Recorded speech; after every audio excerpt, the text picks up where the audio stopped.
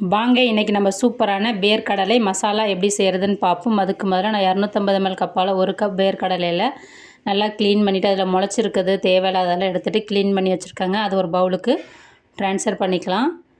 1 teaspoon மிளகாய்த்தூள் add பண்ணிக்கிங்க. நான் நார்மலான மிளகாய்த்தூள் தான் ஆட் பண்ணுறேன். உங்களுக்கு கலர் வேணால் நீங்கள் காஷ்மீரி சில்லி மிளகாய்த்தூள் ஆட் பண்ணிக்கலாம்.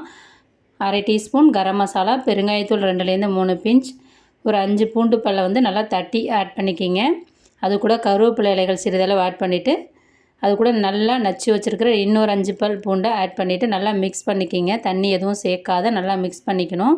இந்த அளவுக்கு நல்லா மிக்ஸ் ஆன பிறகு நீங்கள் ஒரு 1/2 டீஸ்பூன் உப்பு, 2 டேபிள் ஸ்பூன் தண்ணி விட்டு நல்லா கரைச்சி வச்சுக்கிட்டு அதுக்கப்புறம் ஆட் பண்ணுங்கள். அப்போ தான் எண்ணெயில் பொரிக்கிறப்ப வெடிக்காமல் வரும். இப்போ 2 டேபிள் ஸ்பூன் கடலை மாவு, 1 டேபிள் ஸ்பூன் அரிசி மாவு சேர்த்து நல்லா மிக்ஸ் பண்ணிவிட்டு இப்போ நம்ம 1/2 டீஸ்பூன் உப்பு எடுத்து 2 டேபிள் ஸ்பூன் தண்ணியில் கரைச்சி வச்சுருக்குறோம். அந்த தண்ணியை கொஞ்சம் கொஞ்சமாக தெளித்து மசாலா வேர்க்கடலையில் ஒட்டணுங்க. ரொம்ப வலிஞ்சிடக்கூடாது தண்ணியாக. இந்த அளவுக்கு நல்லா ஒட்டி இருக்கணுங்க. அப்போ தான் நமக்கு நல்லா கிறிஸ்பியாக எம்மியாக வரும். எண்ணெயும் குடிக்காத வருங்க. மாவும் எண்ணெயில் போட்டால் பிரியாத வரும்.